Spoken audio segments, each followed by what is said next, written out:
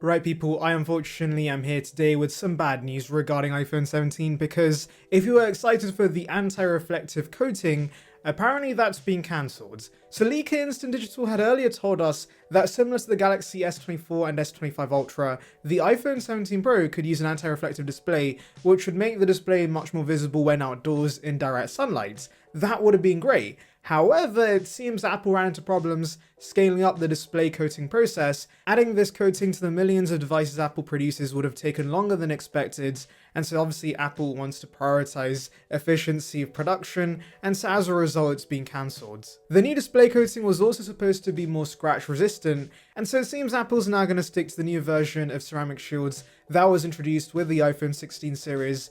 Don't expect any sort of glass improvements with the iPhone 17. Now I know for those who use a screen protector, the anti-reflective coating wouldn't have made a difference, but there are those who don't use a screen protector, and so this would have been a cool upgrade regardless, and so I am disappointed this is not coming to iPhone 17. But now let's move on to more positive news, because we have great news people, because there are new dummy models from Sonny Dixon showing us the iPhone 17 Air is almost as thin as its buttons.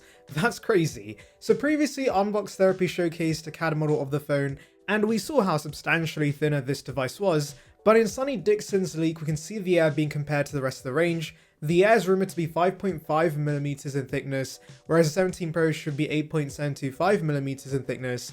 And yes, after the iPhone 6 you may be concerned about this bending, but apparently Apple is going to use a mix of aluminium titanium for the chassis to prevent this, and this is the first time we're hearing about this because previous rumors had only stated this device would be made of aluminium. But honestly, the iPhone 6 was a one-off disaster. The M4 iPad Pro is actually even thinner than the rumored iPhone 17 Air, and yet they improved the structural integrity of that device, and so I have faith that Apple can do the same with the 17 Air as well. Apple also went with a 6.6-inch display to prevent it from bending, since the original plan was to make this as big as the Pro Max. Also, what's crazy is that despite its thinness, Apple has managed to fit in camera control, though as rumored this won't have a SIM card slot and will be eSIM only globally. People may also be worried about battery life because of how thin this iPhone is, but not to worry because we have heard about Apple using a higher density battery in this iPhone.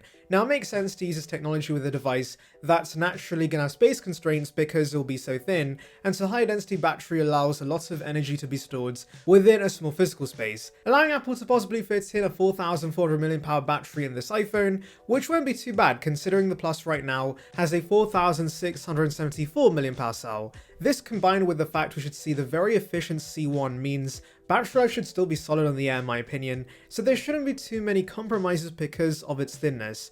Really the main omission will be the lack of an ultra-wide or telephoto, but that main sensor should still be the same 14MP lens found on the Pro models, and they've gone with one lens to keep as thin as possible and also preserve space for the battery, which I think is a good move. You know what else would be a good move? You clicking that subscribe button. It's free and would bring you the latest of Apple right to subscription box, so please consider it. Join the Sarambat gang now. Anyway, let's talk about groundbreaking changes coming to the Pro models, because we have news about a new color, but it's not just any color, because the Sierra Blue 13 Pro has been reborn, people. We have news that we could see a new sky blue color option on iPhone 17 Pro, and this gets me tingling. So previously John Prosser told us he had seen a silver, black and white iPhone 17 Pro, and I was pretty disappointed by this news because with Apple switching to aluminium with the iPhone 17 Pro, I thought we could see more exciting colors with the Pro models, and silver, black and white are not exciting. However, we now have a leak from Mijumbu telling us the sky blue shade we saw with the MacBook Air M4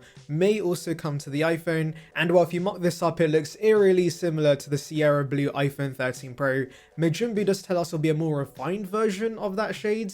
Whatever that means, how exactly can you refine a color? I have no idea, but he does say it'll be a brighter shades, which I hope is the case because it shouldn't look grey in most lighting conditions. But honestly, as much as I do love Sierra Blue, I do hope we see more saturated finishes as well, similar to the colors we get in the regular models. Mijumbu does tell us Apple's testing other colors and nothing has been finalized, so we shall wait and see what Apple ends up doing.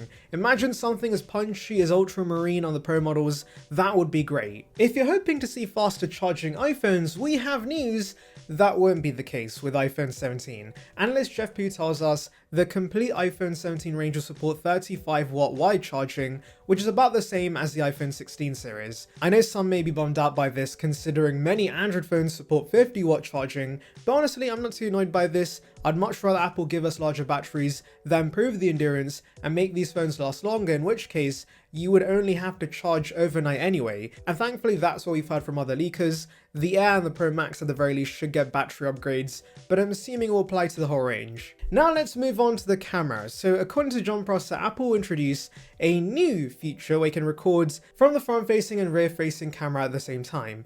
I say new in quotations because I'm pretty sure you could do this on the Galaxy S4, a phone from 2013. It's nice to see that Apple's finally catching up with the competition, but what's funny is apparently this simple feature is gonna be a Pro exclusive. I understand they want to tout the Pro phones more as a content creation machine, and a feature like this is most useful for creatives, but it's also something the base models should easily be able to do. So I really hope they don't software lock this to the Pro models. By the way, I am aware third-party applications like Snapchat already allow you to do this, but natively offering this would be great too, and as I said, it is about time. Next, let's talk about the telephoto on iPhone 17 Pros. So for those unaware, we have heard a lot about a new 48MP telephoto lens coming to this year's Pro models.